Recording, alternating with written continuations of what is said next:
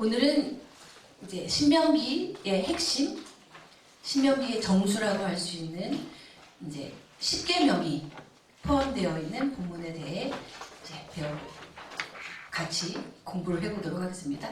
교재 다 받으셨죠, 교환? 이제 앞에 제가 계속 넣는 것은 앞에 어떤 부분들이 있었는지를 다시 한번 이제 살펴보시라고 제가 그 개요표를 계속 넣고 있거든요. 지난 시간까지 이제 4장 43절까지인데 지난 시간에 다루었던 4장의 본문들이 뭐예요? 계속 우상을 만들지 말아라. 하늘에 있는 것이나 땅에 있는 것이나 물속에 있는 것이나 너희들의 눈으로 봤을 때 와 대단하다, 신기하다 라고 생각되는 것이 있다고 할지라도 그것은 무엇에 불과하다? 피조물에 불과하다. 그리고 그것은 또한 하나님이 너희들을 위해 만들어주신 것에 불과한, 너희들의 다스림을 받아야 되는 것에 불과한 것들인데 왜 너희들은 자꾸 그걸 만들어서 태양이 대단하다고 생각돼서 태양의 모양을 만들어서 절하고 예배하고 달을 본떠서 절하고 예배하고 왜 그러느냐? 그런 것들조차도 하나님이 인간 너희들을 위해서 만들어주신 것에 불과한 것이다. 그것들을 숭배하는 것은, 그것들을 예배하는 것은 창조의 질서를 어지럽히는 거고 창조주이신 여호와 하나님을 배반하고 반역하는 것이다 라고 이제 4장 본문에서 계속 말을 하고 있잖아요. 우선 그것들이 너희를 자꾸 무언가를 돌로, 금으로, 나무로 뭔가 자꾸 형상을 만들어서 예배하려고 하는 것은 나 외에는 다른 신이 없다라고 하는 하나님의 유일무이성을 반대하는 것이고 하나님께 반항하는 것이다. 그러니까 절대로 우상숭배를 하면 안 된다라고 이제 4장 지난 시간에 다루었던 본문에서 이제 말씀을 드렸죠. 오늘 들어가는 본문은 4장 44절부터 28장 68절까지 두 번째 단락, 모세의 두 번째 연설, 두 번째 설교로 학자들이 구분을 하고 있는 것인데 신명기에서 가장 분량이 많기도 하고 신명기의 핵심이라고 학자들이 구분을 해요. 왜냐하면 이 안에 5장에서 10계명에 대해서 다루고 있고 또 12장부터 해서는 그 10계명에 대한 이제 세부 규칙들이 더 자세하게 다루어지고 있기 때문에 이 책의 핵심이다. 이제 제가 써놓은 교재를 보시면 이 부분이 고대 근동의 일반적인 조약 규정에서 찾아볼 수 있는 형식을 따르는 자료인 5장부터 11장까지와 그 5장부터 11장까지의 내용을 좀 더 구체적으로 다루고 있는 12장부터 26장까지로 크게 나누어지는데 그 조약 문서와 유사한 부분이 바로 이 부분이다라고 이제 학자들이 구분을 하는 거죠. 그 쉽게 생각하시면 법 체계라는 것이 있잖아요. 가장 상위법이 뭐예요? 헌법이잖아요. 헌법. 가장 기본이 되고 무언가를 판결을 할 때 법률, 시행규칙으로 해서 안 되면 시행령을 보고 시행령에서 안 되면 법률을 보고 법률로도 이게 정당성 여부가, 유무죄 여부가 판가름이 안 되면 헌법재판소로 가서 헌법에 근거한 내용을 기준으로 해서 판단을 하잖아요. 10계명은 바로 무엇과 같다? 헌법과 같다는 거예요. 그 5장에서 나온 10계명은 바로 가장 기본이 되고 가장 기준이 되는 헌법에 해당하는 것이고 그 이후에 나오는 것들은 헌법을 우리의 지금 현재 시대에 맞춰서 현재를 살아가고 있는 사람들 간의 분쟁을 다룰 때 그들의 눈높이에, 그들의 상황에 맞춰서 풀어놓은 조항들이 법률이다 라고 보면 그 5장 이후의 나머지 부분들은 헌법인 10계명을 풀어놓은 법률 조항이다 라고 보시면 이해가 쉬울 것 같아요. 자, 두 번째 큰 단락에서 첫 번째 부분이 4장 44절부터 49절까지인데 서론 부분에 해당한다라고 보시면 돼요. 첫 번째 단락이었던 1장 1절부터 5절까지 한번 보시면 거기가 1장 1절부터 5절까지가 첫 번째 큰 단락의 서론에 해당하는 것으로서 그 첫 번째 설교가 나오게 된 시간과 공간적 배경들이 설명이 되어 있잖아요.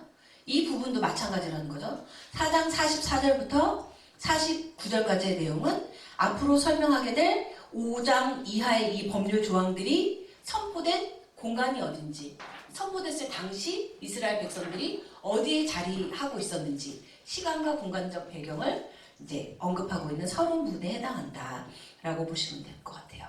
본 단락은 모세가 요단 저편에서 설교한 기사의 요약으로 1장 1절부터 5절까지와 상응한다.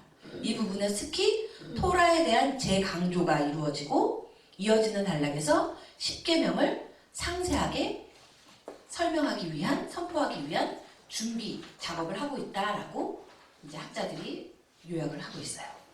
2번, 이스라엘의 언약 신앙의 기초와 본질, 바로 십계명과 여호와를 향한 온전한 충실함을 위한 요구에 대한 내용이 5장부터 11장 32절까지 나오죠. 오늘은 십계명을 언급하고 있는 5장 부분을 이제 하면 끝이 날 것 같고, 다음 주 강의에서는 정수가 또 있잖아요. 쉐마가 들어있는 6장을 다음 주 강의에서 이제 언급을 할 거예요. 가로 1번 언약신앙의 중심 5장 1절부터 6장 3절까지 내용인데, 우리 5장 1절을 교재를 보고 같이 읽도록 할게요. 모세가 온 이스라엘을 불러 그들에게 이르되 이스라엘아, 오늘 내가 너희 귀에 말하는 규례와 법도를 듣고 그것을 배우며 지켜 행하라. 모세의 설교가 공허한 외침이 되지 않기를 바라는 모세의 심정이 신명기를 보면 곳곳에 드러나 있어요.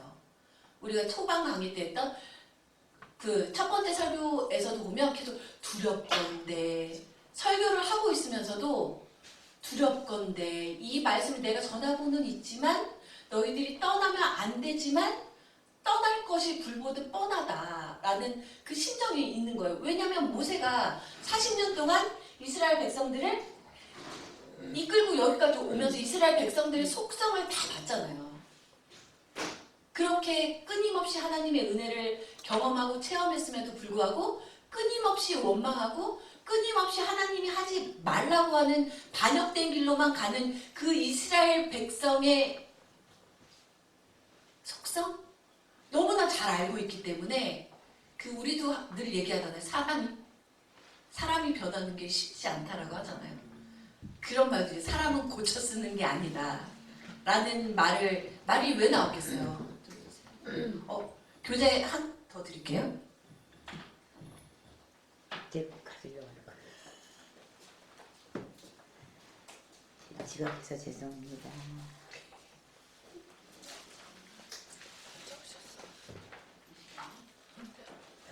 강발 목사님이 좀 챙겨주신 것 같아요.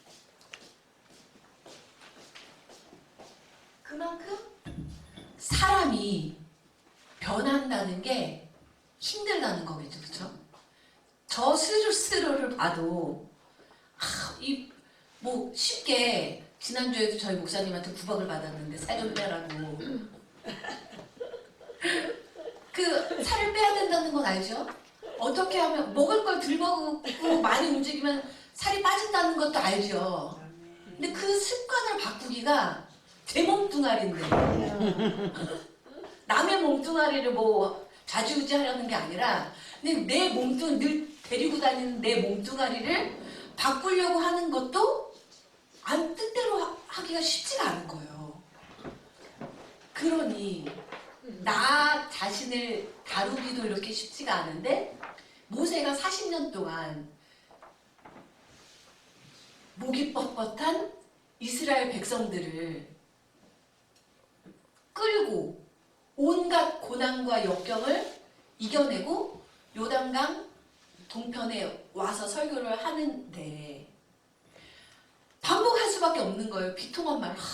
안 들을 게 너무 뻔하지만 차마 입으로 내뱉을 수는 없고, 안 들을 게 뻔하지만 전해야 하니까 하나님이 전하라고 하신 이 규례와 법도를 제발 좀 듣고 그것을 배우고 지켜 행하라 라고 다시 한번 다짐하면서 십계명을 시작을 하는 거예요.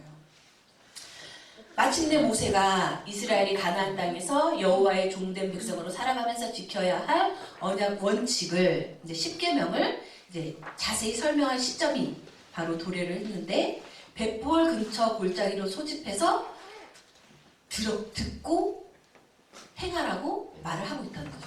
여기서 듣고 순종한다는 것이 무엇을 의미하는지 모세가 밝히고 있는데 우리는 순종한다는 것이 무엇인지 늘 순종하라고 말하잖아요. 사무엘도 순종이 제사보다 낫다. 순종이 도대체 무엇이냐? 순종이 뭔지를 잘 알아야 되겠죠. 순종이란 것은 무엇이냐? 히브리어 단어로 보면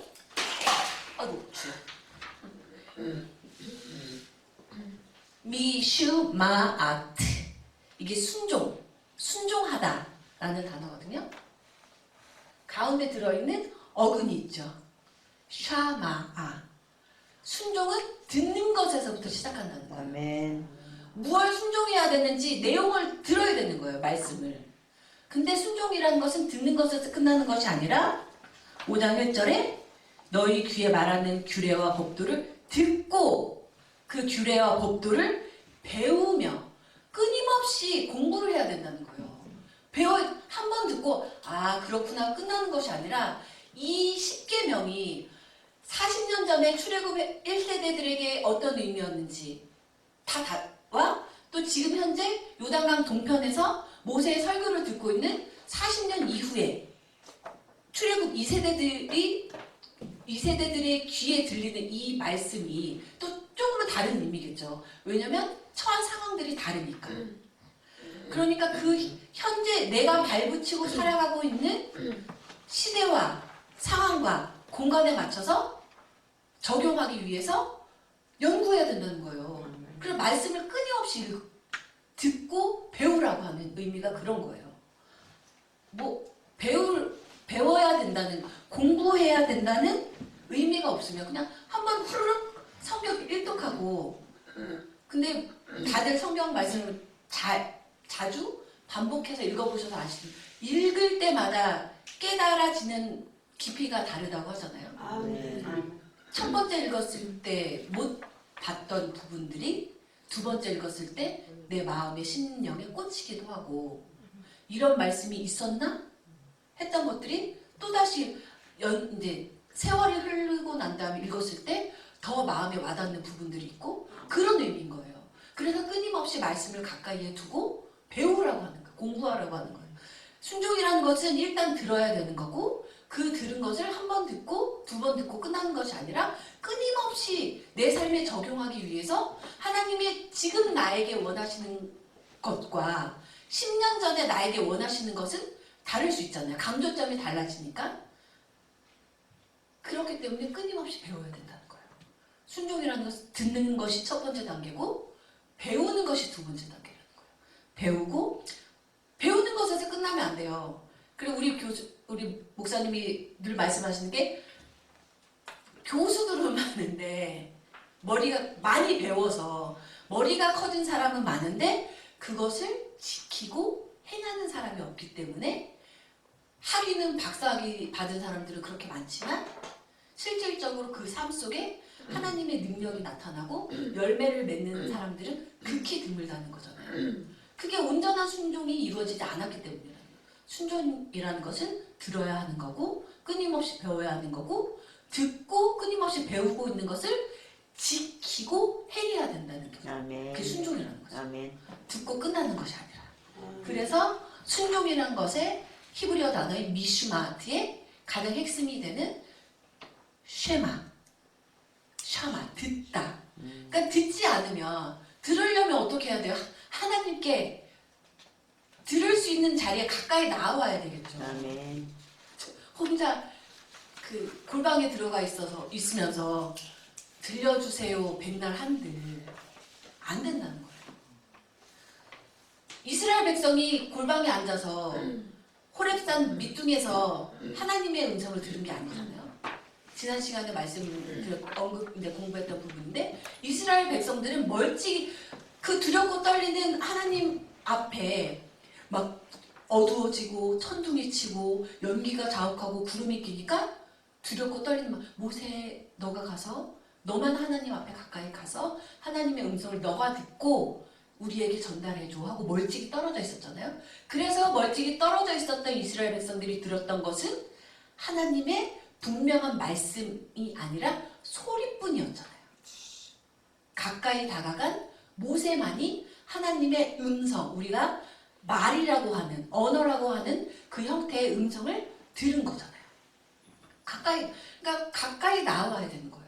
아멘. 스스로 들을 수 없어요. 모세 같은 중재자를 통해서 하나님의 말씀을 듣든가 하나님 앞에 가까이 와서 하나님의 말씀을 듣는 것부터 시작해야 그것을 더 배워야 되겠구나. 그런 동기부여가 되는 거고, 이 배운 것을 지키고 행해야 되겠구나. 뜨거운 열정이 생기고 행하려고 하는 몸부림이 시작이 되겠죠. 듣지 않으면 그런 것도 시작이 안 된다는 거죠. 순종한다는 것은 그것이다 라고 모세가 다시 한번 얘기를 하고 있는 거예요. 이 5장 1절에서 모세가 언급하는 것이 처음 한 것이 아니라는 거 우리 너무나 잘 알고 있죠. 모세가 애굽에 가서 이스라엘 백성들을 출애굽시키기 위해서부터 끊임없이 늘 하나님의 말씀이 이러이러하니 듣고 지키자. 40년 동안 했지만 안 돼서 1세대들은 결국 가나안 땅을 못 들어가잖아요. 이 순종한다는 것이 그만큼 어려운 거죠. 그죠? 쉬운 게 아니라는 거죠. 5장 2절 우리 하나님 여호와께서 호렙산에서 우리와 언약을 세우셨나니 모세는 하나님이 호렙산에서 우리와 세운 언약이라고 분명히 밝히고 있다는 거죠. 생각해보면 호렙산에서 직접 구름 가운데 그 연기 가운데 하나님의 음성을 간접적으로라도 여기가 호렙인데 들었던 세대는 현재 그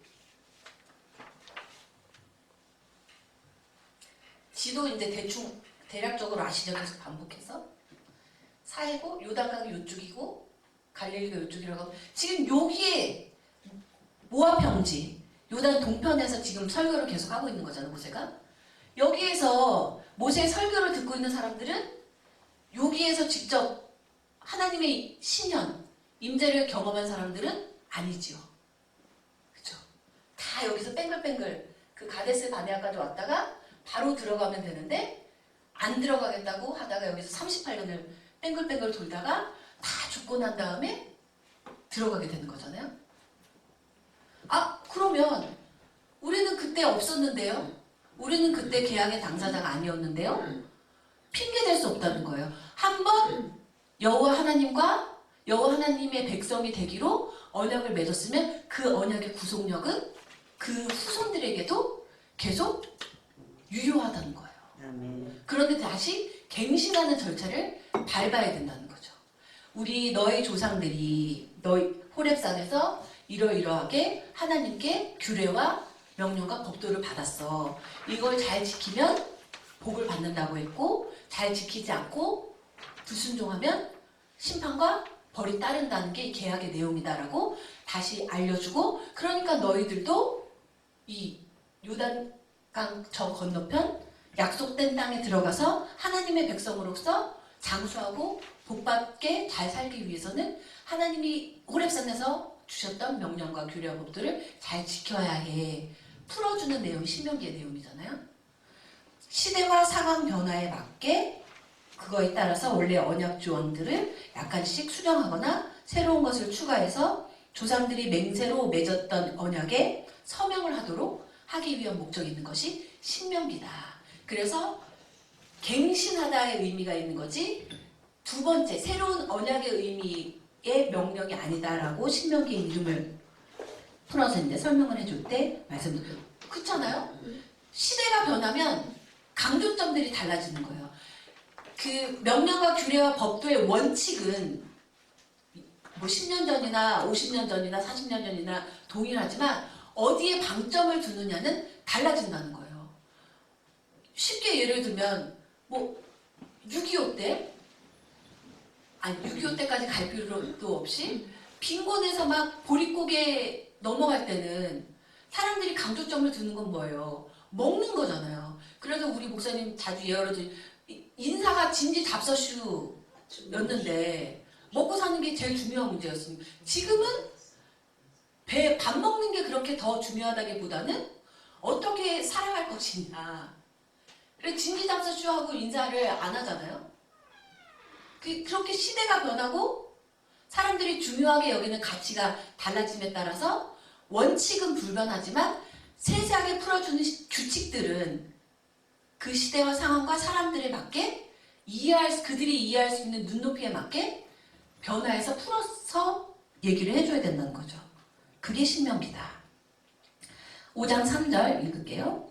이 언약은 여호와께서 우리 열조와 세우신 것이 아니요 오늘날 여기 살아있는 우리 곧 우리와 세우신 것이라. 살아있는 하나님, 역사하시는 하나님 많이 말을 하잖아요. 죽은 자의 하나님이 아니라는 거예요. 이 언약은 여호와께서 우리 열조, 아브라함과도 언약을 세우셨죠. 제가 뒤에 풀어서 써놨지만 아브라함 언약은 창세기를 보시면 알지만 무조건적인 언약. 뭐 아브라함이 학력이 좋아서 인품이 좋아서 주님한테 헌금을 많이 해서 재산이 많아서 아브라함을 택하신 게 아니잖아요. 그냥 하나님의 은혜로 택하신 거잖아요. 무조건적인 언약이란 말이에요. 그런데 호렙산 언약과 호렙산에서 40년 전에 맺었던 언약과 다시 신명기에서 풀고 있는 이 언약은 기본은 아브라함 언약이지만 아브라함과 하나님이 맺으신 그 언약을 통해서 이스라엘이라는 족속이 하나님의 거룩한 백성이 될 자격을 얻은 거잖아요. 그거는 무조건적이지만 호렙산 언약과 신명기 언약은 아브라함 언약이라는 틀 내에서 약속된 민족으로서 이스라엘의 삶을 규율하기 위한 목적, 조건이 있는 언약이라는 게 큰 차이라는 거죠. 그러니까 너희들 이게 무조건적으로 니네가 아브라함의 후손이기 때문에 혈통이기 때문에 무조건적으로 하나님의 백성으로서 복받을 것으로 착각하지 말라는 거예요. 하나님의 백성이 된 자격은 조건이 없는 것이었지만 그 백성으로서 약속된 땅에 들어가서 복받기를 원하면 너희들이 지켜야 될 조항들이 있다는 거예요. 그것이 지금 내가 얘기하려고 하는 것이다. 이스라엘이 하나님이 주신 복을 누리고 하나님의 계획을 성공적으로 성취하느냐 하는 것은 호렙산에서 맺어진 언약에 대한 신실한 순종 여부에 달려있다라는 것을 여기서 짚고 넘어가는 거죠. 그 열조, 아브라함과 맺었던 무조건적인 언약하고는 다른 것이다. 너희들이 신실하게 순종해야 되는 조건적인 언약이다 라고 짚어줍니다. 자, 이제 5장 7절부터 이제 우리가 십계명이라고 부르는 아쉐렛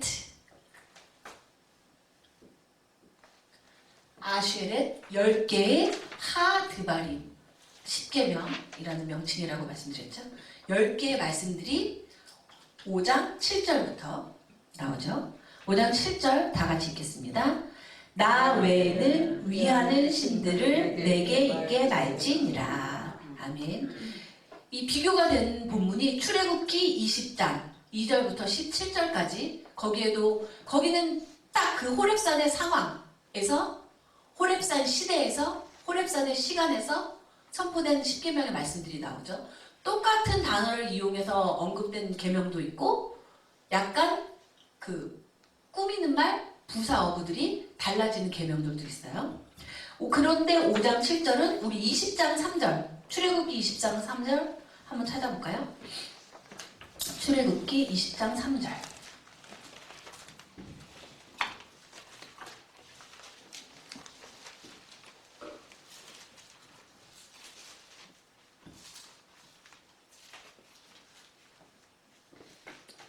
읽겠습니다. 너는 나 외에는 다른 신들을 내게 있게 말지니라. 똑같아요. 번역 어투는 약간 다른데 왜 우리도 개역 한글이랑 개역 개정판이랑 어투가 다르잖아요. 그 제가 본문을 굳이 여기 교재에 써놓는 이유가 제가 보는 성경은 개역 한글이어가지고 개역 개정을 보시는 분들하고 이제 어투가 약간 달라져서 써놓은 것인데 번역 어투는 약간 다르지만 똑같은 히브리어 단어로 쓰여 있다는 거. 제1계명은 나 외. 5장 7 신명기 5장 7절에는 나 외에는 위하는 신들을 내게 있게 말지니라 라고 해석이 되어 있고 20장 3 출애굽기 20장 3절에는 너는 나 외에는 다른 신들을 내게 있게 말지니라. 약간 어투는 달라졌지만 히브리어 단어는 똑같다는 거죠. 간결하죠. 뭐 부연 설명하지 않고 이 말 저 말 갖다 붙이지 않고 명료하게 표현을 해서 한 문장으로 여호와의 유일무이사. 여호와 하나님만이 네가 섬겨야 될 신이다. 이스라엘이 믿고 이스라엘이 행동해야 할 기준이 되는 토대다. 여호와 하나님만이. 한글 성경으로 나 외에는 이라고 번역된 단어가 알파나이라는 단어인데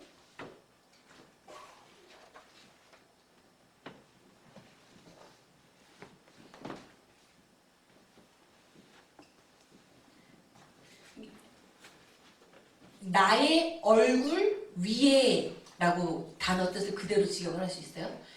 나의 얼굴 위에 라고 직역을 할 수 있는데 이제 한글 성경에서는 나 외에는 직역하면 내 얼굴에 대하여 내 얼굴 위에 혹은 나의 임재 안에라는 뜻을 갖고 있는데 오직 여호와만이 홀로 이스라엘의 하나님으로 존재하기 때문에 다른 신들을 끌어들여서 여호와와 함께 두어서는 안 된다 라는 의미라는 거죠.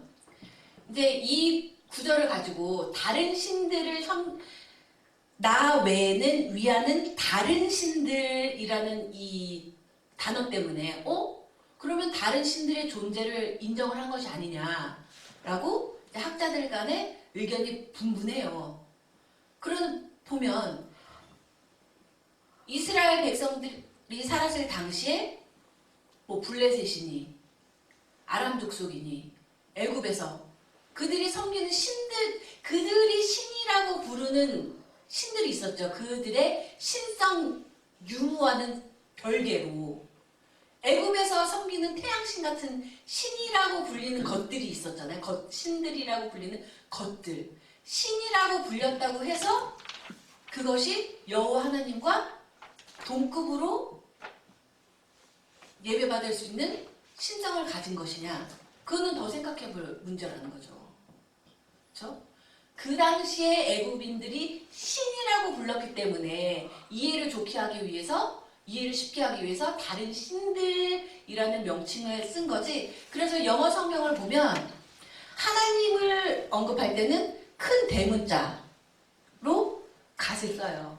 그런데 그런 이제 잡신들이라고 하죠. 우리가 할 때는 소문자. 다른 족속들이 신이라는 이름으로 부르기는 하지만 여호와 하나님을 우리가 신이라고 부를 때와 같은 급은 아니다 라는 의미죠. 어쨌든 이런 말을 하는 이유가 뭐겠어요. 이 요단 동편에서 이제 서편으로 갈 건데 이 땅이 빈 땅이 아니잖아요. 이미 가나안 족속들이 살고 있는 땅이고 가나안 족속들이 나름대로 자기 마음을 편하게 하기 위해서 자기 자신의 복을 빌어주기 위해서 섬기는 온갖 잡다한 것들이 있잖아요. 여기를 지나올 때도 하물며 계명을 받은 언약을 맺은 호렙산에서조차도 송아지상을 만들었잖아요. 모세가 놀러간 게 아님에도 불구하고 그 40일을 참지 못해서 모세 죽었나 봐. 아론 우리를 위해 우리를 구원할 신을 그 참 말이 안 되는 거죠. 어떻게 인간이 만든 무언가가 인간을 구원할 수 있다고 믿는 것인지.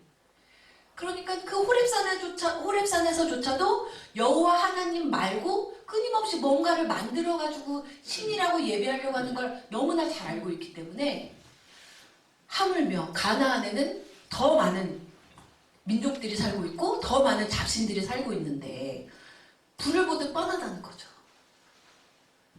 그러니까 다시 한번 간결하게 다짐을 시키는 거예요. 명령하시는 거예요.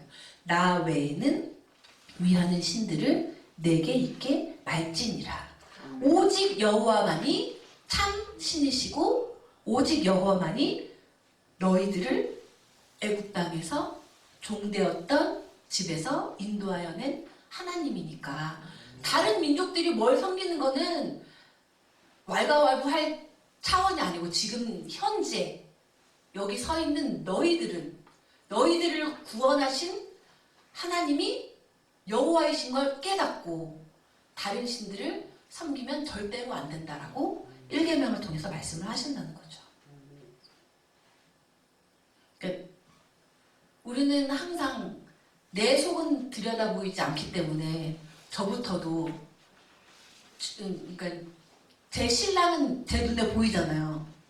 보이니까 좀 잘 좀 해라고 끊임없이 지적질을 하기가 쉽단 말이에요. 내 스스로는 돌아보려고 하지 않고. 그러나 마찬가지예요. 우리 신앙생활을 할 때도 이 의미는 어떻게 보면 아직 안 믿는 사람들, 아직 신앙이 연수한 자들에게 이렇게 해야지 저렇게 해야지 하기 전에 너의 신앙을 먼저 돌아봤을 때 너에게 은혜를 주신 분은 여호와 하나님이지 않냐. 그러니까 너는 온전히 여호와 하나님께만 순종해야 된다 라고 말하고 있다는 거예요. 다른 사람들 신앙이 어쩌고 저쩌고 하기 이전에. 그 의미죠. 5장 8절 읽을게요. 너는 자기를 위하여 새긴 우상을 만들지 말고 위로 하늘에 있는 것이나 아래로 땅에 있는 것이나 땅 및 물속에 있는 것에 아무 형상이든지 만들지 말며. 이계명이라고 하는데 이제 10절까지 계속 읽을게요. 10절까지 9절 읽을게요. 그것들에게 절하지 말며 그것들을 섬기지 말라. 나 여호와 너희 하나님은 질투하는 하나님인즉 나를 미워하는 자의 죄를 갚되 아비로부터 아들에게로 3, 4대까지 이르게 하거니와 나를 사랑하고 내 계명을 지키는 자에게는 1000대까지 은혜를 베푸느니라. 아멘. 우상.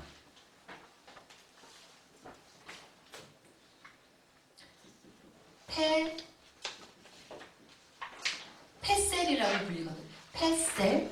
나무나 돌이나 인간의 손으로 만든 것을 우상, 페셀이라고 해요. 좀 전에도 말씀을 드렸지만 우상을 사당할 때도 계속 반복적으로 이제 말씀드렸는데 참 이게 말이 안 되는 거예요.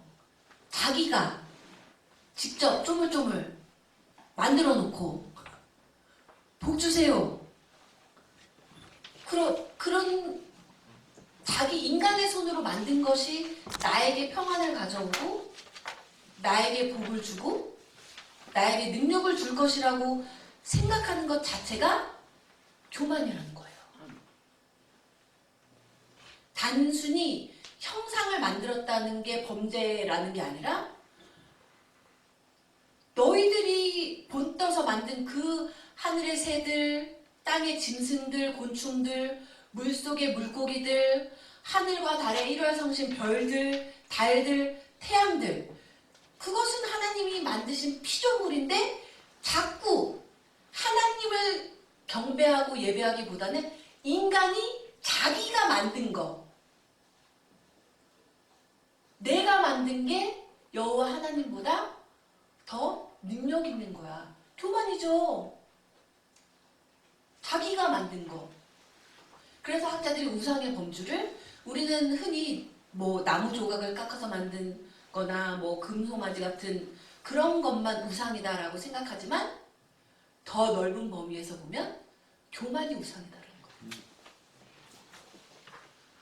하나님의 권위를 인정하려고 하지 않는 것. 그게 교만. 교만이 가장 큰 우상이고 교만에서부터 죄가 시작된다. 창세기를 떠올려 보시면 이해가 더 쉽죠. 아담과 하와가 죄를 짓게 된 이유가 뭐예요? 교만이잖아요. 뱀은 너무 잘 알았죠. 넘어뜨릴 수 있는 아킬레스건이 뭔지. 야, 이거 먹으면 하나님처럼 눈이 밝아져. 자꾸 창조주의 권위를 뛰어넘으려고 하는 교만. 그게 제일 우리를 넘어뜨리기 쉬운, 우리에게서 없애기 가장 어려운 죄의 근원이라는 거죠. 교만. 구약 성경에 나와 있는 이스라엘 백성들의 역사를 봐도 다른 큰 것 때문에 무너진 것이 아니라 이스라엘 백성 안에 있는 교만. 교만 때문에 주의 종들이 아무리 하나님의 말씀을 들려줘도 들리지가 않는 거고 배우려고 하지 않는 거. 왜 배워? 나 충분한데. 나 이 정도면 충분한데. 그 교만이 자리 잡고 있으면 변화되기가 힘들다는 거죠.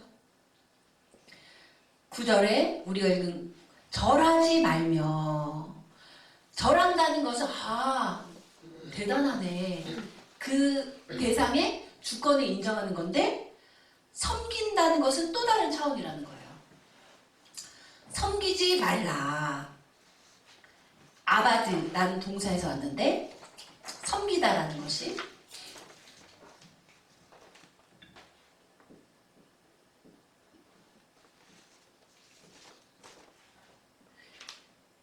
아바드, 에베드.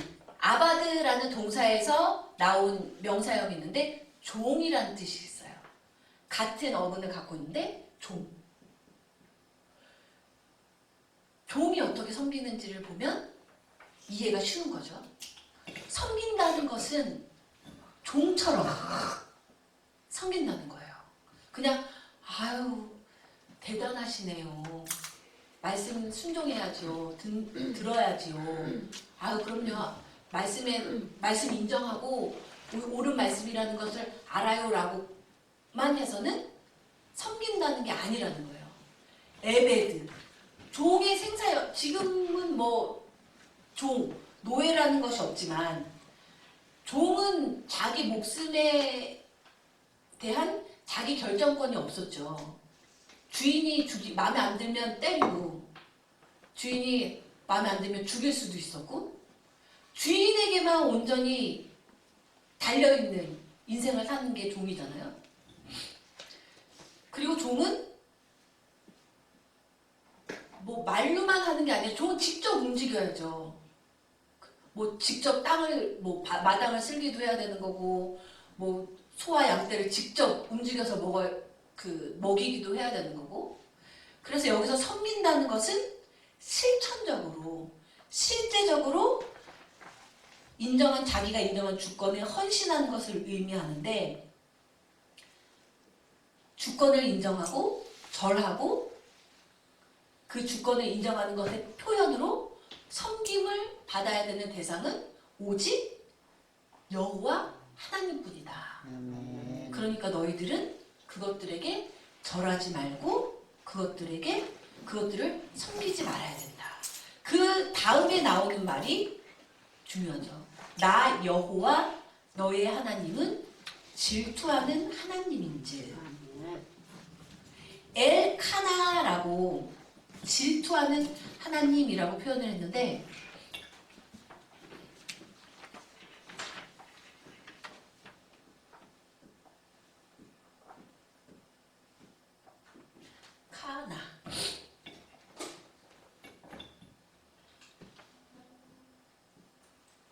하나님, 질투하는 하나님이라는 뜻인데 질투가 우리 잘못 생각하면 뭐야? 쟤 나보다 잘난 것도 없는데 쟤가 더 잘 나가네? 이런 걸 이제 흔히 질투라고 생각하잖아요. 하나님의 질투는 이런 게 아니라는 거예요. 그럼 제가 좀 전에 예로 들은 그 질투는 동급에서 쟤나 나나 도끼 개낀인데 내가 쟤보다 더 잘 신앙생활 하고 있는 건데 왜 쟤가 더 잘 나가는 것 같지? 이런 건 그냥 같은 수준에서 시기하고 하는 질투지만 하나님이 질투하는 하나님이라고 여기서 표현하신 것은 하나님은 마땅히 이스라엘 백성이 절해야 되는 분이고 섬겨야 되는 분이죠. 왜? 우리가 교재에는 안 썼지만 5장 6절에서 애굽에서 종살이하던 그 애굽에서 이스라엘 백성들을 구원하신 분이 바로 하나님이시잖아요. 그런데 자꾸 다른 신을 자꾸 애굽에서 이끌어 주시지도 않고 구원하지도 않은 자꾸 다른 신을 가지고 섬기려고 하고 예배하려고 하면 당연히 섬김을 받아야 되는 하나님이 열받으신다는 거예요. 아니 나를 섬겨야지 너희들. 나를 섬기게 하려는 열심에서 나 외에는 다른 신이 없다는 것을 적극적으로 드러내시려고 하는 그 열심을 여기서는 질투하는 하나님이다 라고 표현을 했대요. 학자들이 얘기하기를 자신의 지위를 지키려고 열심을 내는 분. 질투는 시기 같은 인간의 감정이 아니라 자신의 유일무이성과 배타성을 지키려고 하는 하나님의 결연한 태도를 표현한 것이다. 우리 인간적인 차원에서 그 시기 질투라고 생각하면 오해라는 거죠. 하나님을 너무 낮춰본다는 거죠. 그 수준이 아니라는 거예요. 나를 미워하는 자의 죄를 갚되 아비로부터 아들에게로 3, 4대까지 이르게 하거니와. 여기서 꼭 집어지는 포인트가 있어요. 하나님을 섬기지 않고 다른 신을 섬기는 것은 그것이 뭐 손으로 만든 형태가 있는 우상이든 내 마음속에 있는 교만이든 간에 무엇이든지 하나님보다 더 우위라고 생각하는 것이 있다면 그것은 하나님을 미워하는 거라고 밝히고 있는 거예요. 단순히 그냥 여호와 하나님을 안 섬기는 게 아니라 그것은 하나님을 미워하는 거다. 그것은 죄다 라고 5장 9절이 말을 하고 있는 거예요. 그 같은 맥락이죠. 언약을 맺고 언약을 그냥 이 정도로만 여기까지만 신앙생활 할래 라고 한다고 해서 되는 게 아니라고 했죠. 복과 저주 중간 회색지대는 없는 거예요. 신앙생활에서 하나님이 명령하신 그 언약을 철저히 지켜서 복을 받든지 지키지 않으면 벌을 받든지 마찬가지라는 거죠. 여기서 하나님만을 섬겨야 되는데 너희가 다른 신을 섬긴다는 것은 그냥 다른 신을 섬긴다라는 차원이 아니라 하나님을 미워하는 거고 그건 하나님께 죄를 짓는 거다라고 명백히 밝히고 있는 거죠. 그리고 여기서 이제 사람 많이 신앙생활 하다가 갸우뚱하게 하는 구절이 나오죠. 아비로부터 아들에게로 3, 4대까지 이르게 하거니와. 연좌제인가요? 아비가 죄를 지었는데 3, 4대까지 그 죄를 갚다니요. 한데 그때 그 예언사 할 때도 말씀을 드렸던 것 같아요. 죄를 갚는 것은 3, 4대지만 그 뒤에 나오는 5장 10절에 나를 사랑하고 내 계명을 지키는 자에게는 1000대까지 은혜를 베푸느니라. 여기서 모세가 말하고자 하는 것은 모세를 통해 하나님께서 말씀하시고자 하는 것은 연좌대로 너희들을 벌하겠다가 아니라 하나님의 심판하시고 벌 내리시는 것은 3, 4대 짧은 기간이지만 잘 순종해서 하나님의 법대로 살기만 하면 1000대에 이르는 극명하게 대비가 되잖아요. 기간이. 또한 예언서 할 때도 말씀을 드렸지만 3, 4대는 예언서 할 때는 범죄하는 하는 것으로 예를 들었지만 할아버지가 있어요. 아들이 있어요. 손자. 3, 4대라고 하면 긴 세월인 것 같지만 동시대를 같이 살아가는 한 가족이란 말이에요. 운명 공동체. 만약에 할아버지가 누구 사기쳐가지고 큰 돈을 벌었어요. 사기쳐서 불이한 재물을 얻었어요. 할아버지가 불이한 재물을 얻은 걸로 아버지도 그 복을, 그 풍성한 부유함을 누리고 손자까지도 누릴 수 있잖아요. 그래서 3, 4대가 그 한 범주로 묶이는 거예요. 또 학자들이 얘기하기를 3, 4대를 계속 언급하는 것이 할아버지가 우리 목사님 예를 할머니가 하나님을 잘 믿지 않으면 하나님을 어떻게 믿어야 되는지를 잘 깨닫지 못하고 아들이 딸에게 가르치지 못하면 배운 것이 없으니 딸도 자기 딸에게 가르칠 수가 없겠죠. 그래서 하나님을께 불순종할 수밖에 없게 된다는 거예요. 이해가 되시나요? 3, 4대라는 것이 어떻게 보면 같은 시대를 그죠? 우리 김승자 목사님도 할머니, 저 딸, 있고 소나 같은 시대를 지금 살고 있잖아요. 동시대를. 운명 공동체라는 거예요. 그래서 범죄를 하면 그 같은 불의의 재물을 같이 나누고 같이 호의호의식 할 수 있는 그 동시대에 같은 삶을 살고 있기 때문에 3, 4대로 묶은 것이지 나는 할아버지처럼 죄를 짓지 않았는데 왜 나까지 벌을 받아야 되나요? 이런 연좌의 의미가 아니라는 거죠. 그리고 5장 10절을 같이 읽으면 나를 사랑하고 내 계명을 지키는 자에게는 천대까지 은혜를 베푸리라. 벌은 3, 4대로 끝내시지만 복은 천대까지 하나님의 은혜의 풍성함을 극명하게 대비를 하고 있다는 거죠. 자, 미워한데 9절에 나와 있는 미워한다와 반대인 사랑한다는 언약의 맥락 속에서 여호와가 말씀하시는 것을 지켜야만 하나님을 사랑한다는 증거가 된다는 거예요. 백날 하나님 사랑해요. 어떻게? 보여지는 게 있어야 된다는 거예요. 입술로만이 아니라 하나님을 사랑한다는 언약의 맥락 속에서 여호와의 말씀하신 것을 지켜 행하는 것을 의미한다. 하나님을 섬기지 않는 것, 하나님을 미워하고 우상을 쫓는 자는 하나님의 심판을 하겠지만 하나님을 사랑해서 하나님의 계명을 지키고 그래서 그 사랑을 증명하는 자는 언약에 충실한 하나님에 의해서 수천대까지 은혜를 입게 된다. 은혜라고 번역된 단어가 헤세드.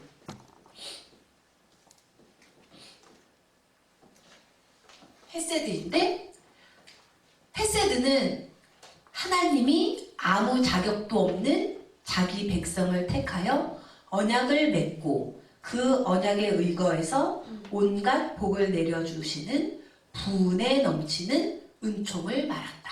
아멘. 이게 헤세드 의미라고 학자들이 정의를 한 거예요. 각자 이제 정말 그런 것 같은 거예요.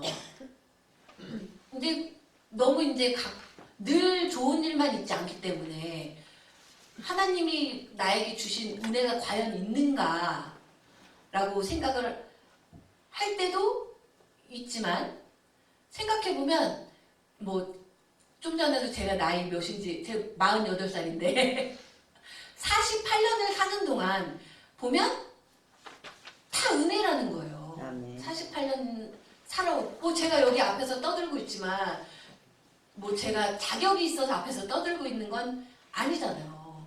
자격이 있으려면 적어도 신학 계열에서는 프린스턴 미국에 있는 프린스턴 신학교가 알아준다고 하면 자격으로 학문의 자격으로 앞에서 떠들 수 있는 자격이 주어진다라고 하면 한참 모자르죠. 자격으로 하나님을 믿을 수 있다라고 하면 믿을 수 있는 사람이 그게 바로 은혜라는 거예요. 아멘. 믿을 수 있는 것부터가 아멘. 학벌 순으로 해도 잽이 안 되고 키 순으로 제가 160이 안 돼요. 키순으로 해도 키 큰 사람만 하나님을 믿을 수 있는 자격이 주어진다고 하면 잽이 안 되죠. 자격이 안 되죠. 뭐 외모순? 재물순? 믿을 수 있다는 것 자체가, 하나님을 주님이라고 부를 수 있다는 것 자체가 은혜라는 걸 깨닫는다면 정말 헤세드는 분에 넘치는 은총이라는 거죠. 내가 뭔가를 해서 받는 게 아니라, 그러니까 우리는 착각하면 안 된다는 거예요. 내가 뭔가를 했기 때문에 하나님이 이만큼 줘야 되지 않을까? 착각이라는 거예요. 뭔들 해서 하나님 앞에 대단한데라고 인정을 받을 수 있겠냐는 거죠. 무엇을 하는. 그런데 자꾸 우리는 교만 때문에, 그게 교만이죠. 뭔가를 내가 이 정도면 왜 안 알아? 그게 교만이에요. 나를 왜 안 알아주지? 하는 것부터 교만이죠. 누가 알아줘야 되나요? 안 알아줘도 감사를 깨달을 수 있는 게, 은혜를 깨달을 수 있는 게 그 복인 거죠. 그렇죠? 헤세드. 우리는 늘 우리가 뭔가 자격이 있다고 착각하기 때문에 하나님의 은혜를 깨닫지 못하고, 이미 하나님이 풍성한 은혜를 주셨음에도 불구하고 자꾸 떨군다는 거예요. 자, 5장 11절 읽겠습니다. 너는 너의 하나님 여호와의 이름을 망령되이 일컫지 말라. 나 여호와는 나의 이름을 망령되이 일컫는 자를 죄 없는 줄로 인정치 아니하리라. 아멘. 이 계명은 우리 눈에 보이는 우상을 만들지 말아라 라고 하면서 하나님을 경외해야 된다는 걸 강조하는 반면에, 지금 좀 전에 읽은 이 계명은 하나님의 연장선상에서 하나님을 대신해서 하나님의 이름을 사용하는 것에 대해 경계를 하고 있다라고 학자들이 풀어줬는데, 쉽게 이건 거예요. 우리가 눈에 보이는 우상을 만들지 않았다고 할지라도 하나님의 이름을 마치 도깨비 방망이 주문처럼 하나님의 이름으로 맹세할 수 있어. 그 주일학교 애들이 많이 이제 막 하나님, 예수님 믿고 이렇게 하다 보면 왠지 하나님의 이름을 근거로 들면 자기 말에 더 신빙성이 있고 자기 말을 더 믿게끔 신뢰가 있다고 이렇게 생각이 드는지 그런 말을 많이 하는데, 그것조차도 경계해야 된다는 거예요. 하나님의 이름조차도 너의 마음대로, 하나님이 주신 말씀도 아닌데 하나님이 주셨다고 하는 것이 바로 하나님의 이름을 망령되이 여기는 거죠. 그러니까 하나님이 주신 것만 전하고 하나님께 받은 것만 전해야 된다는 거죠. 뭔가 다른 무언가를 하고는 그거에 무게감을 더 주고자, 신뢰감을 더 주고자 하나님을 끌어들여서는 안 된다는 거죠. 그게 이단들이 많이 하는 거잖아요. 하나님의 이름조차도 망령되이 여기서는 안 된다. 어떻게 보면 그것조차도 교만인 거예요. 하나님의 이름을 내 마음대로 여기에다가 쓰고 저기에다가 쓸 수 있다. 교만이죠. 경계해야 된다. 하나님의 이름을 망령되이 쓰는 것조차도. 우리 5장 12절부터 15절까지 읽겠습니다. 여호와 너의 하나님이 내게 명한 대로 안식일을 지켜 거룩하게 하라. 엿새 동안은 힘써 내 모든 일을 행할 것이나 제7일은 너의 하나님 여호와의 안식인즉 너나 내 아들이나 내 딸이나 내 남종이나 내 여종이나 내 소나 내 나귀나 내 모든 육축이나 내 문 안에 유하는 객이라도 아무 일도 하지 말고 내 남종이나 내 여종으로 너같이 안식하게 할지니라. 너는 기억하라. 내가 애굽 땅에서 종이 되었더니 너의 하나님 여호와가 강한 팔과 편팔로 너를 거기서 인도하여 내었나니, 그러므로 너의 하나님 여호와가 너를 명하여 안식일을 지키라 하느니라. 아멘. 이제 좀 전까지 3계명까지는 하지 말아라 부정문으로 된 명령이었다면 여기 제 4계명은 긍정문으로 이제 표현이 되고 있죠. 지켜라. 지키지 말아라가 아니라 지켜라. 긍정문으로 표현된 이제 두 개의 계명 중 하나인데 지켜라. 샤마르.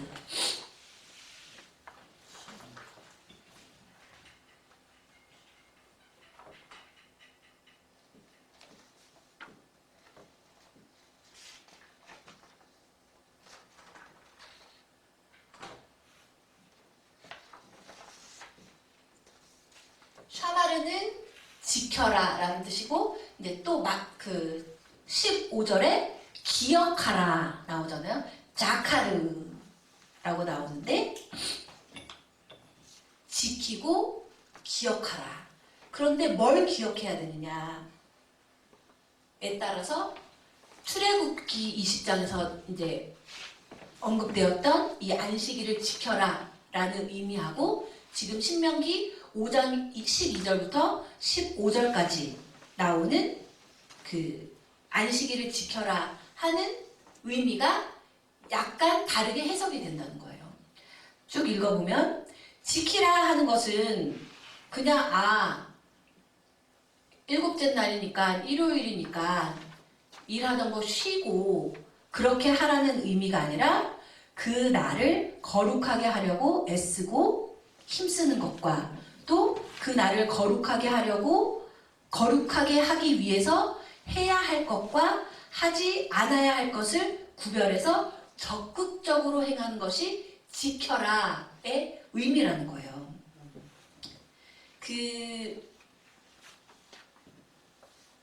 이것도 교만하고 학자들이 연결을 시키는데 안식일에 쉬지 않고 일을 하는 것은 무엇에 더 가중치를 두는 거예요? 일이 더 우선이라는 거죠. 일이 더 우선이라고 생각하는 건 누구예요? 나지요. 그럼 그 안식일에 일을 그치고 멈추고 안식하라고 하신 하나님의 명령보다 일해야 돼 하는 것은 하나님의 명령보다 내 생각을 더 앞에 두는 거죠. 그래서 그게 죄라는 거예요. 단순히 난 부지런한 사람이니까 일요일에도 쉬지 않고 난 일할 테야 성실하게 이 차원이 아니라는 거예요. 하나님도 창세기에서 엿새 동안 천지창조를 하시는 그 모든 일을 하신 다음에 7일째 안식하셨고 그러니까 너희들도 안식해라 라고 했는데 하나님의 명령을 어기고 일을 한다는 것 자체가 내 생각을 앞세운 것이기 때문에 죄가 된다는 거죠. 단지 쉬고 안 쉬고의 문제가 아니라 또 써놨어요. 제가 교재에 하나님이 엿새 동안 만물을 다 창조하시고 나서 자신의 모든 일에서 안식하셨다라고 얘기를 하시고 이 날을 일곱째 날을 복되게 하고 거룩하게 하였는데 하나님이 일곱째 날을 거룩하게 한 이유는 하나님이 그 창조하며 만들던 모든 일을 마치고 그날에 안식하셨기 때문이다. 초반에 강의할 때도 말씀을 드렸는데 제7일에 일을 그치시고 쉬라고 하신 이유는 하나님이 창조하신 것이 얼마나 아름다운가. 하나님이 이 달도 나를 위해 만들어주셨고 태양도 나를 위해 만들어주셨고 하나님이 인간을 위해 해주신 것들이 얼마나 감사하고 얼마나 은혜인가를 깨닫게 하기 위한 시간이란 말이에요. 하나님이 이미 창조해 주신 것을 경험하고 느끼고 감사하고 근데 더 중요한 것은 너만이 아니라 노예도 종도 나그네도 짐승도 다들 제7일에는 하나님의 은혜에 감사할 수 있는 시간을 가져야 된다는 거예요. 멈추고. 그런데 이제 출애굽기에서는 한 가지 더 추가된 것이 종살이 했던 그 애굽에서 그 15절 다시 한번 읽을까요? 5장 15절. 5장 15절. 너는 기억하라. 내가 애굽 땅에서 종이 되었더니 너의 하나님 여호와가 강한 손과 편팔로 너를 거기서 인도하여 내었나니 그러므로 너의 하나님 여호와가 너를 명하여 안식일을 지키라 하였느니라.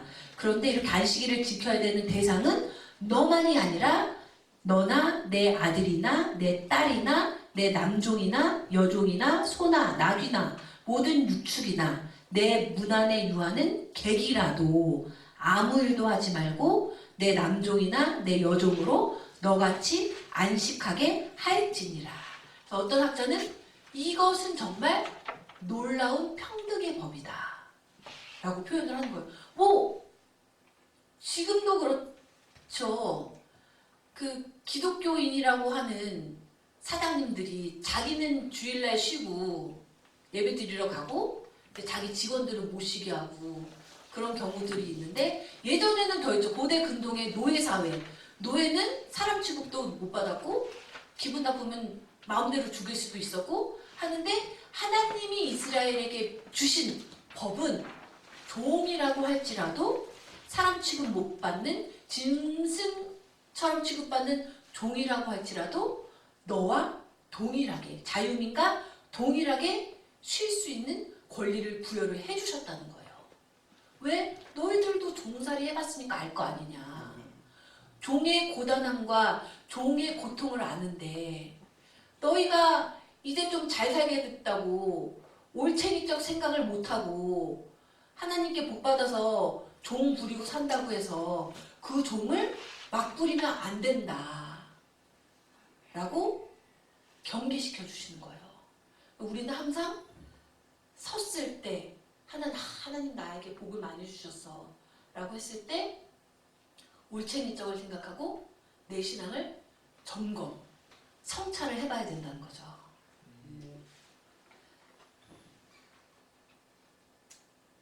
내 남종이나 여종에게 너같이 안식하게 할지니라는 출애굽기에는 없어요.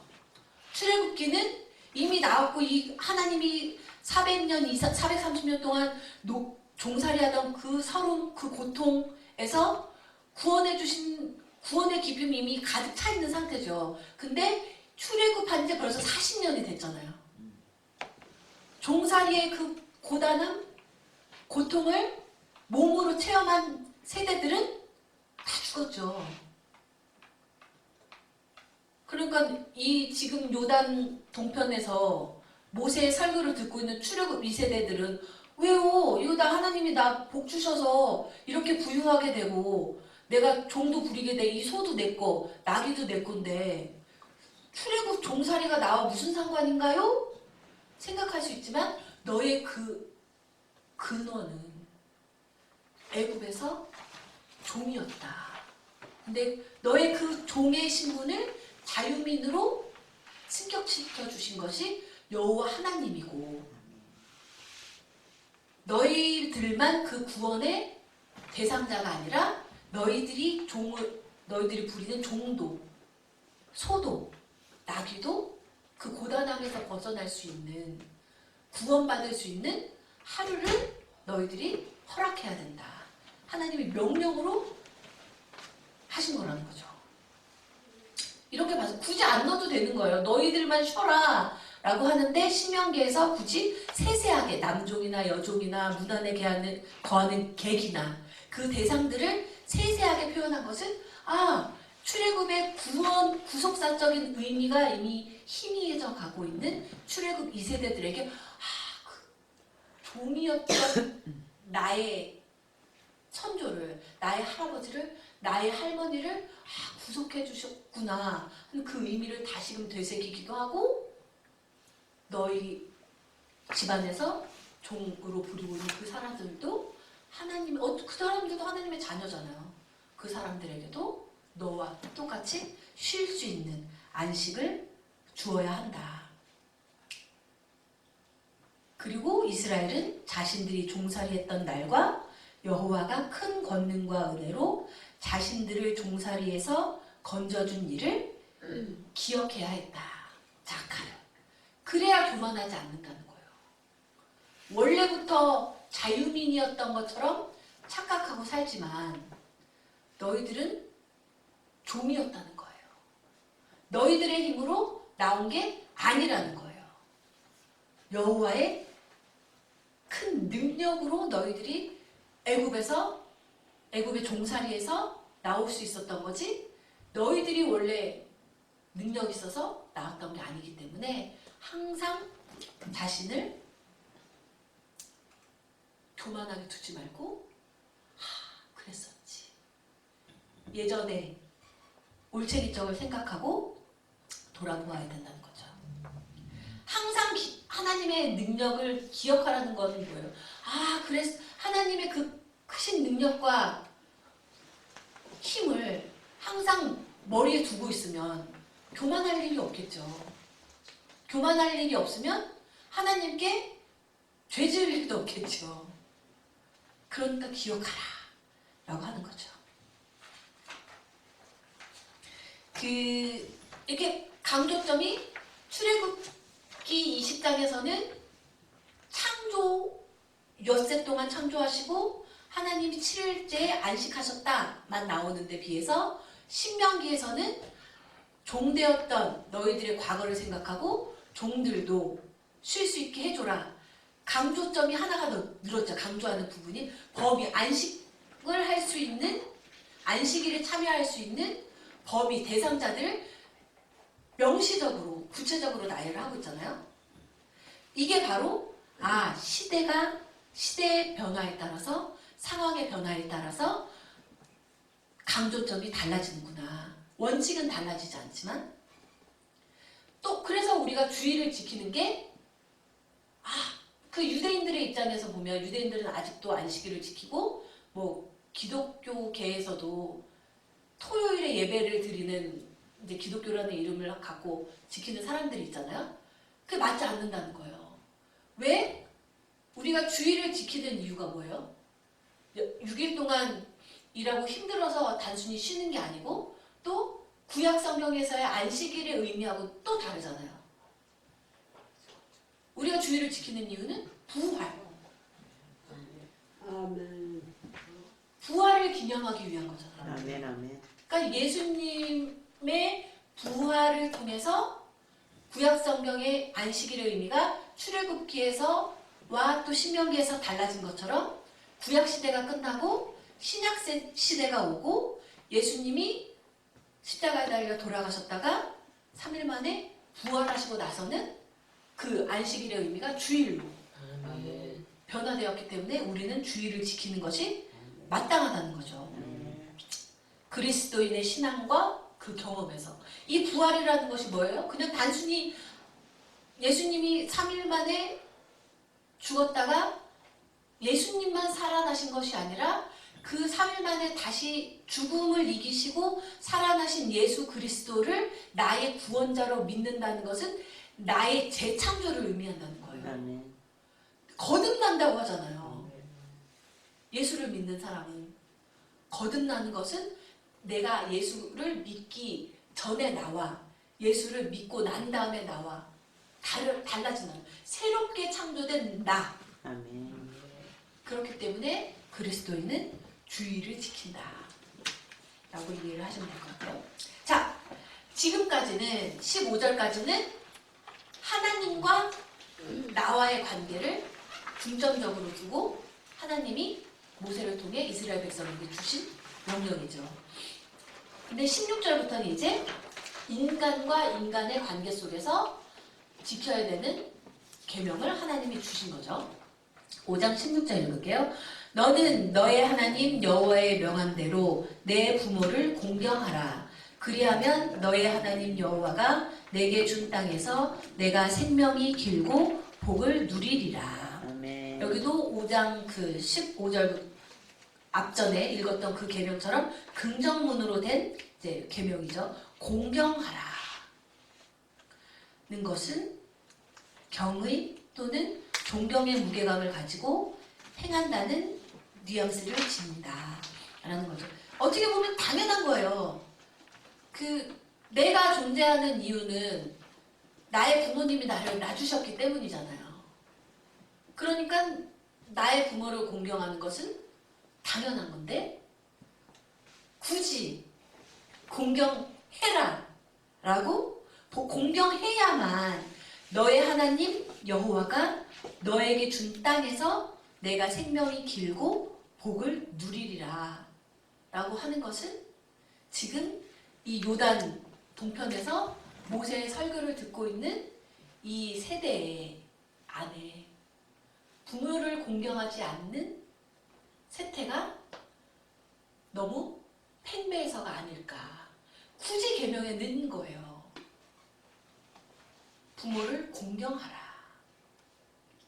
그렇게 학자들이 해석을 한 제 해석이 아니고 학자들이 봤을 때 부모를 공경하라는 것은 어떻게 보면 당연한 것인데 근데 또 마찬가지죠. 나 외에는 다른 신을 섬기지 말라라는 것은 이스라엘 백성에게 당연한 것인데 당연한 것을 자꾸 안 지키고 그릇된 길로 가니까 당연한 때 명령할 수밖에 없는 그 하나님의 여호와 하나님의 심정을 다시금 엿볼 수 있다는 거죠. 여기서도 그래서 부모를 공경하는 것은 당연한데 안 하니까 하나님이 다시 한번 언급하신 것이 아닌가. 학자들이 이렇게 해석을 하더라고요. 5장 17절 읽을게요. 살인하지 말지니라. 이거는 이제 다 아시죠? 나뿐만이 아니라 나만 하나님의 형상대로 창조된 피조물이 아니라는 거잖아요. 나만이 아니고 너도 하나님의 형상대로 하나님이 창조하신 피조물이기 때문에 피조물의 생사 여탈을 할 수 있는 권한은 창조주에게만 있는 것인데 너가 뭐라고? 내 소유인 피조물의 생명을 빼앗느냐는 거죠. 살인하지 말지니라. 그래서 인간의 생명이 고귀하기 때문도 있지만 그보다 더 강조점을 두는 것은 인간이 하나님의 소유이고 하나님의 형상을 따라 지음받았기 때문에 이 계명을 명하신 것이다 라는 거죠. 그래서 여기에서 살인하지 말라라고 할 때 히브리어 본문에 언급된 그 단어가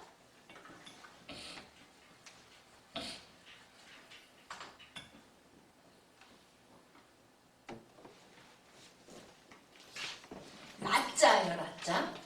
그런데 살인하지 말라, 라짜 하지 말라라고 썼는데 헤렘이라는 것이 또 있어요. 제가 헤렘이라는 것이 우리 출애굽기 신명기 7장부터 보면 이제 가나안에 들어가면 뭐 전멸시키라고 하나님이 명령을 하시잖아요. 전멸시키라는 것은 뭐예요? 목숨을 빼앗는다는 의미잖아요. 그러면 하나님이 살인을 여기서는 5장 17절에서는 살인하지 말라고 하셔놓고는 7장에 가서는 가나안 족속을 전멸시켜라 라고 하신 것은 하나님이 말을 바꾸신 건가? 라고 고개가 갸우뚱될 수도 있죠.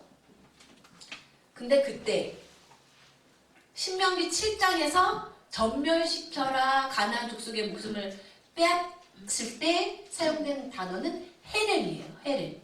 다르죠?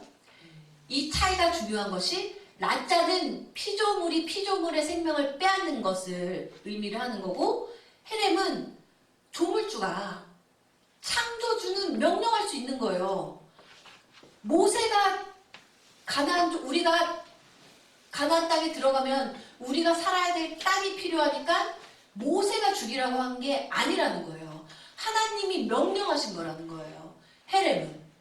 그래서 다르다는 거죠.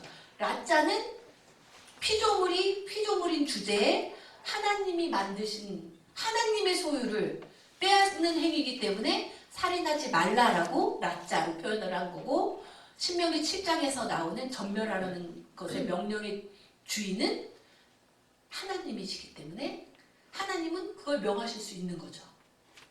하나님이 만드신 세계니까. 그러니까 명확히 구분을 해야 되는 거예요. 하나님의 소유는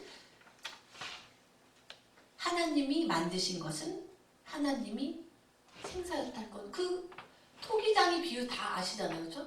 토기장이가 마음대로 자기가 만든 토기 깨부술 수 있는 권한이 있는 거예요. 그러나 같은 인간들끼리는 그런 권한이 없다. 그러니까 목숨을 빼앗으면 안 된다. 하나님의 소유다.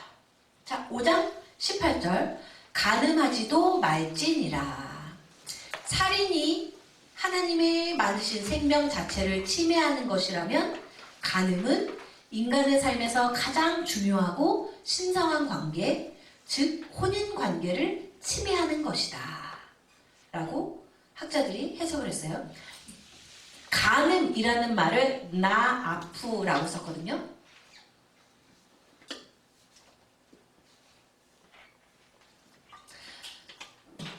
호세아서에 보면 고멜이라는 여인이 나오죠.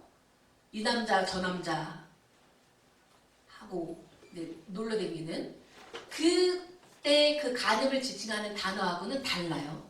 나아프. 이것은 결혼한 법적으로 서로 상호 신의를 지켜야 되는 언약 관계인 거죠. 남자와 여자 사이의 언약 관계가 결혼이잖아요. 그런 관계를 맺은 사람이 배우자가 아닌 다른 사람하고 관계를 맺었을 때 이 나아프, 간음이라고 표현을 하는데 이건 결국 살인이 생명 자체를 침해하는 것이라면 이것은 혼인 관계를 침해한 것이고 언약을 깨트리고 부부간의 언약을 깨트리고 부부간의 신의를 저버리는 것이다. 그래서 단순히 그냥 간음하지 말라 라고만 이해를 하면 깊게 안 올 수가 있는데 이것은 언약 관계를 깨트리는 거다라는 거예요. 그래서 하나님과 인간 사이의 언약을 깨트리고 신의를 저버린다는 좀 더 높은 차원에 대한 적절한 유비가 된다. 그래서 예언서에 많이 나오죠. 하나님과 이스라엘 백성은 결혼한 사이인데 부부간의 신의를 저버린 것처럼 이스라엘 백성 너희들이 신의를 저버리고 간음한 것이다. 그런 죄를 범한 것이다. 그래서 하나님 너희들을 벌 주실 수밖에 없다. 라는 거죠. 간음하지 말지니라. 그러니까 결혼을 쉽게 생각하면 결혼을 했으면 신의를 지켜야 되는 거예요. 언약을 잘 지켜야 되는 거예요. 5장 19절 도적질 하지도 말지니라. 살인하는 것은 생명을 침해하는 것이고 간음하는 것은 가족 간의 그 혼인관계의 신의를 침해하는 것이라면 도둑질은 재산을 침해하는 것이다. 여기 학자들이 얘기하기를 살인하지 말라라고 하는 것은 생명의 도둑질을 말하는 거고 7계명에서 간음하지 말라 하는 것은 혼인관계의 순결과 신성의 도둑질을 말한 것이고 여기 5장 19절에 도적질 하지 말라 8계명은 물건과 소유의 도둑질을 말하는 것이다. 도둑질이라는 것은 내 게 아닌 건데 기본적으로 내 게 아니고 내 소유가 아닌 건데 훔쳐가는 게 도둑질이잖아요. 기본적으로 사람의 삶 속에서 자신의 처지와 분수에 만족하지 못하고 자신의 봉신에게 가장 좋은 것들로 나누어주는 죽은 여호와가 이미 각 사람에게 준 것보다 더 많이 얻고자 하는 탐욕스러운 욕망을 나타내는 거다. 이거 다 교만하고 연결이 되는 거예요. 이미 나에게 주어진 것보다 남의 떡이 더 커 보이는 거잖아요. 남의 떡이 더 커 보이니까 저 떡을 빼앗는 거잖아요. 도둑질은. 이미 너에게 주신 것에 만족하지 못하고 왜 쟤는 나보다 더 줬어요? 이렇게 말한다는 것 자체가 교만이잖아요. 하나님한테 뭘 더 달라고 나한테는 이것도 주고 저것도 주고 이만큼 해주셔야지요. 라고 할 수 있는 자격이 없잖아요. 그런데 인간은 왜 나는 쟤보다 덜 줬어요? 쟤는 저거 주고 왜 나는 그 복을 나한테는 왜 안 주셨어요? 감히 교만이라는 거예요. 탐욕스러운 욕망을 나타내기 때문에 하나님이 5장 19절에서 도적질하지 말라라고 금하신 것이다라는 거죠. 20절 내 이웃에 대하여 거짓 증거하지도 말지니라. 다른 사람에게 불리한 거짓 증언을 금지하는 것인데 그런 증언은 사람을 인격적으로 죽이는 것과 같기 때문에 직접 생명을 취하지 않더라도 인격살인이라는 말 요새 많이 하잖아요. 인격살인이기 때문에 살인 또는 도둑질의 한 형태이기 때문에 내 이웃에 대하여 거짓 증거를 하지 말라라고 얘기를 하는 거죠. 거짓된으로 번역된 샤베 라는 단어는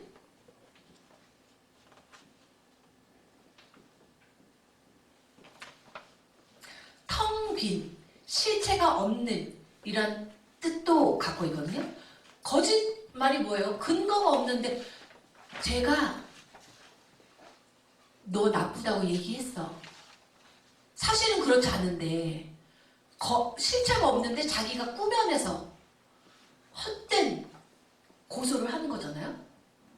그것은 인격살인이고 실체가 없는 말로 내 이웃에 대해 말하는 것은 죄다라고. 그러니까 근데 또 학자들이 잘 집어낸 것이 그러면 우리는 한 팀이니까 믿는 사람들에 대해 사기치는 게 거짓된 걸로 사람들을 홀리는 거잖아요.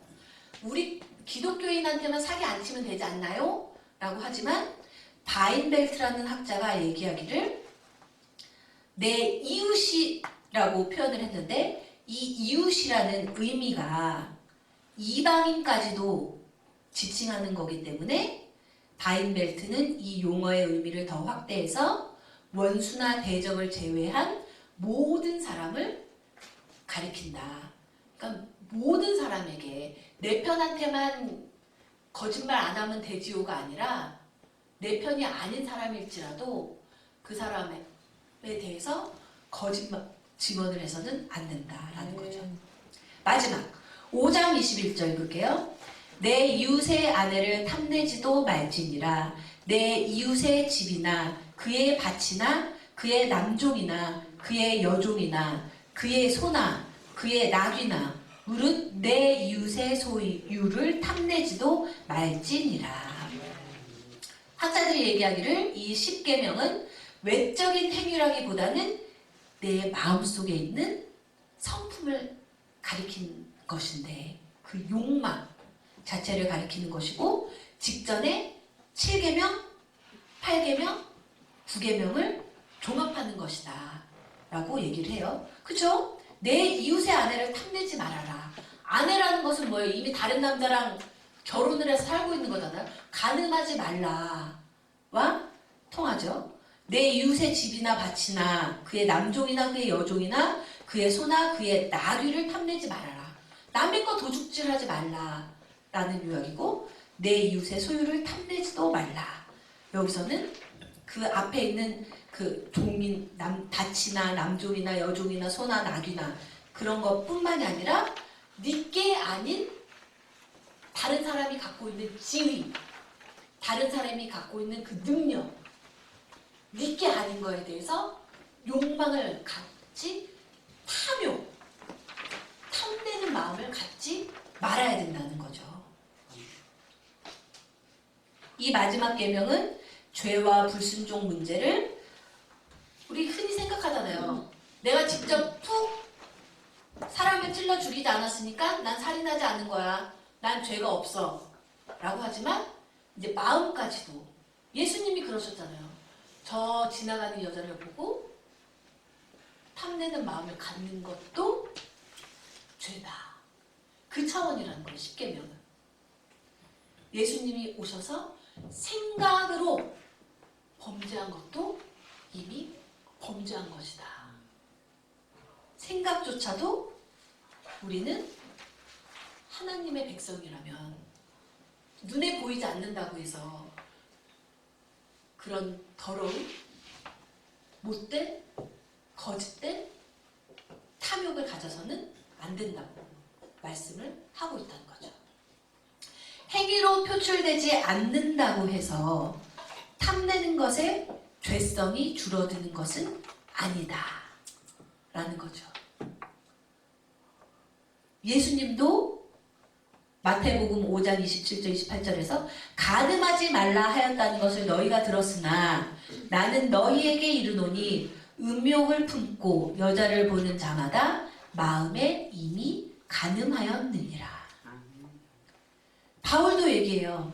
우리 그래서 그 10계명이 학자들이 제 10번째 계명을 구약과 신약을 이어주는 것이다 라고 얘기를 하기도 하는데, 우리는 흔히 행위, 겉으로 드러난 범죄 행위만을 죄라고 생각하지만 예수님이 오시면서부터 아니다, 마음으로 품고 생각한 것부터가 이미 죄다라고 하신 것이 이 10번째 계명을 통해서 연결이 된다는 거예요. 우리 로마서 7장 7절, 바울도 그렇게 얘기를 했죠. 로마서 7장 7절 한번 찾아볼게요. 이 10번째 계명이 구약과 신약을 연결하고 모든 계명의 선행이 되는 것이다 라고 바울도 얘기를 하는데, 읽을게요. 그런즉 우리가 무슨 말하리요? 율법이 죄냐? 그럴 수 없느니라. 율법으로 말미암지 않고는 내가 죄를 알지 못하였으니 곧 율법이 탐내지 말라 하지 아니하였다면 내가 탐심을 알지 못하였으리라. 10번째 계명에서 탐내지 말라라고 하는 그 탐내는 것이, 그 탐내는 마음조차 죄다라고 하지 않았으면 내 속에 있는 이 탐심이 죄고 내가 죄를 짓고 있다는 것조차도 알지 못했을 것이다 라고 바울이 풀어주는 거잖아요. 또 야고보서 4장 읽어보세요. 4장 이하에서 탐심이 다른 계명들을 어기는 행동을 낳는 출발점이라는 거예요. 마음에서부터 그 죄가 시작돼. 저거 갖고 싶어. 죄의 시작. 다른 탐심이 다른 계명들을 어기는 행동을 낳는데 은밀하고 지대한 영향을 미친다고 했다. 야고보서는 읽어보시고 우리 골로새서 3장 5절. 골로새서 3장 5절 볼게요.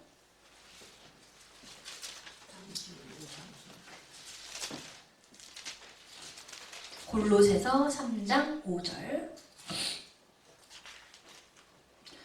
탐심은 우리 눈에 안 보이니까 그냥 별거 아닌 걸로 착각하기 쉽지만 3장 5절 보면 그러므로 땅에 있는 지체를 죽이라. 곧 음란과 부정과 사욕과 악한 정욕과 탐심이니 탐심은 우상 숭배니라. 탐심이 우상 숭배라는 거예요.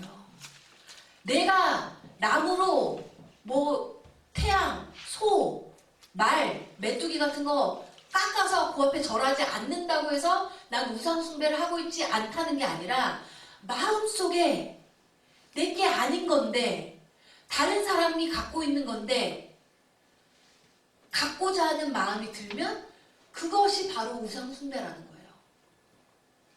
얼마나 무섭습니까? 그러니까 우리가 우상 숭배하지 말라 계명이 제 2번째 계명이잖아요. 얼마나 중요한 거예요. 우상 숭배라는 것은 또 1계명하고 연결되는데 우상을 숭배한다는 것은 하나님이 유일하신 분이다라는 것을 인정을 안 하는 거잖아요. 다른 신이 있다. 다른 신을 섬길 수 있다라는 거잖아요. 하나님의 유일무이성을 반대하는 거죠. 우리 에베소서 5장 5절까지 찾아볼게요. 에베소서 5장 5절.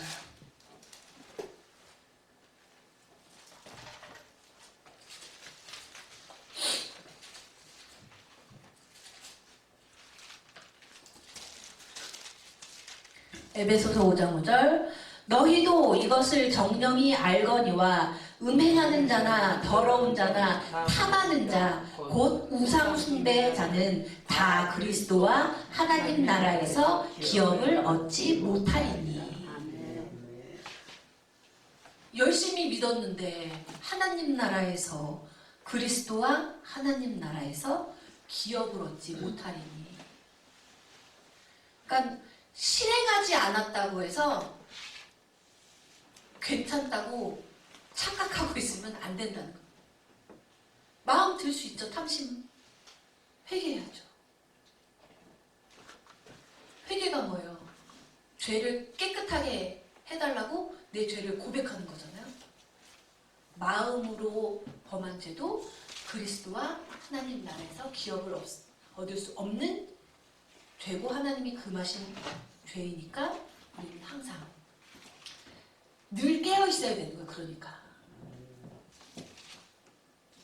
5장 32절 33절 읽고 마칠게요.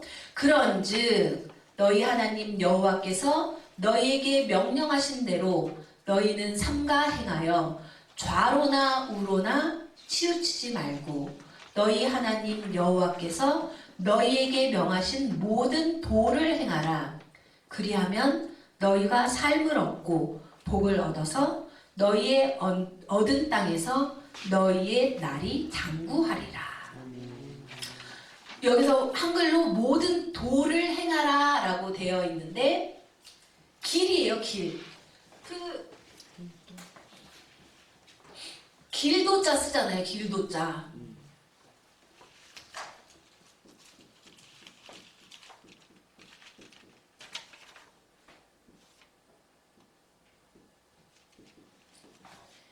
히브리어로 데레크. 길이라는 거예요. 길. 우리 한글 성경 모든 도를 행하라. 모든 길. 하나님이 가라고 하신 길로만 가라는 거예요. 요쪽이 괜찮아 보이네? 요쪽 갔다가 저쪽이 괜찮아 보이네? 좌로나 우로 자꾸 왔다 갔다 하지 말고 분명하잖아요. 하나님이 명확하게 이렇게만 해라고 말씀을 주셨잖아요. 법도와 규례와 명령.